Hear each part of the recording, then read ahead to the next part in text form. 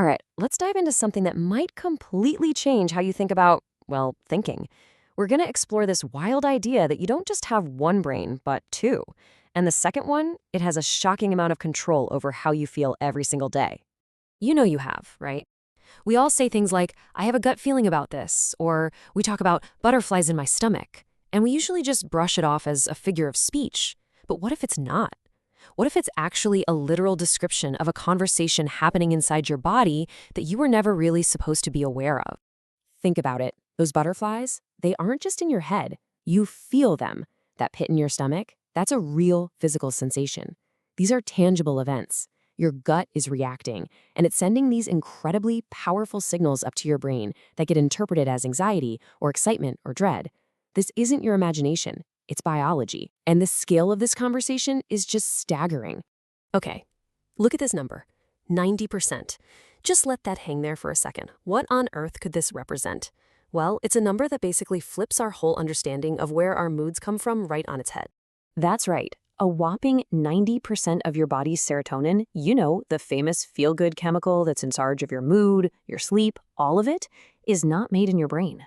For decades, we just assumed our brain was the command center for emotions, but the science is telling us a completely different story. So if it's not being made up there, where is it coming from? It's being manufactured in your gut, in your gastrointestinal tract. This is why scientists have nicknamed it the second brain.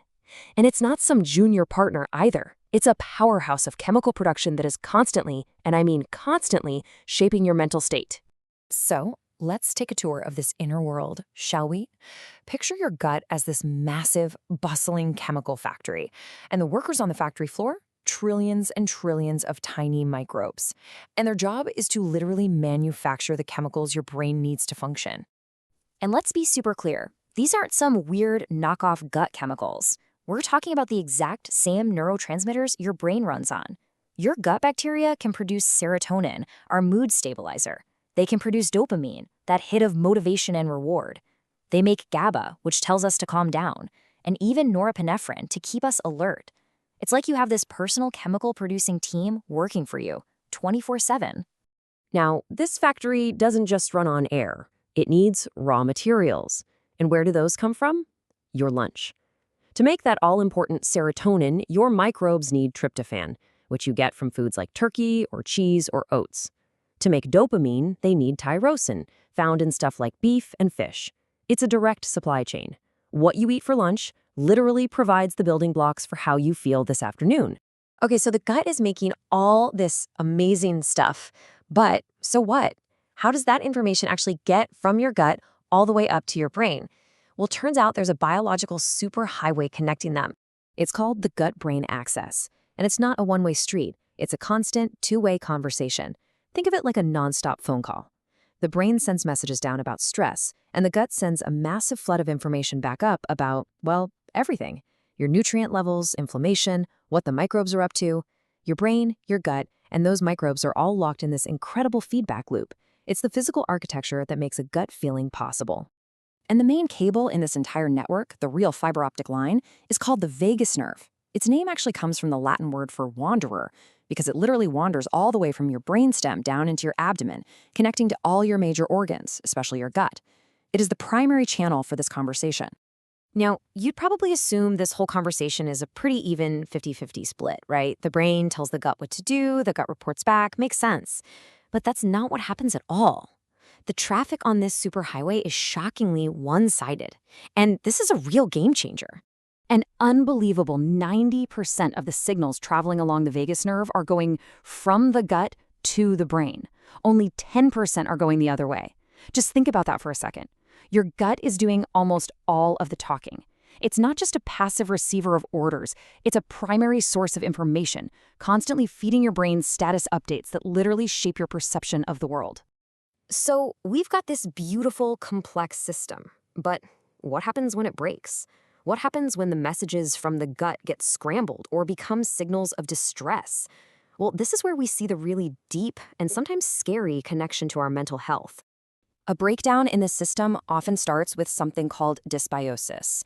It's basically an imbalance in your gut microbes. The good guys get outnumbered, the bad guys start to take over, and the whole system goes haywire. And a growing mountain of research now connects this state of imbalance to a much higher risk for things like depression and anxiety. So how does that work? Well, imagine your gut lining is like a really secure border checkpoint. Dysbiosis can damage that checkpoint, creating what people call a leaky gut. This lets inflammatory molecules escape into your bloodstream. And from there, this low-grade inflammation can travel everywhere, even past the brain's own security system. And once it's in there, it can mess with the brain's delicate chemistry, disrupting the production of those very mood regulators we talked about. It's a chain reaction, and it starts in the gut. But here is the really hopeful part. This is not a life sentence. Because this whole system is so dynamic, you actually have a ton of influence over it. You can actively step in and change the conversation between your two brains. You can basically hack the system. There's this cutting-edge new field of science emerging around psychobiotics.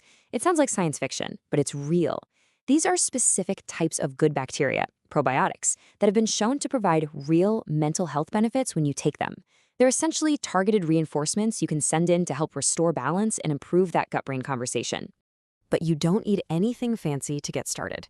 You can support this system with really simple, powerful habits. First, feed your microbes. Give them what they love, which is a diversity of plant fibers. A happy microbiome is a diverse one. Second, bring in reinforcements. Eat fermented foods like yogurt or kimchi to directly add more good bacteria to the community. And third, and this is crucial, manage your stress. Remember, it's a two-way street. Stress from your brain hurts your gut microbes, which then send more distress signals back to your brain. It's a vicious cycle, and breaking it is absolutely key. So if you take one thing away from all this, let it be this. Your gut is not just a plumbing system. It's not passive. It is an active, intelligent chemical factory that has incredibly deep ties to your brain, shaping how you feel and experience the world every single day. That communication line is always open. The butterflies, the gut feelings, those subtle shifts in your mood that seem to come from nowhere, those are all messages. They are signals from your second brain. And now that you know who's sending them, the only question left is, are you ready to start listening?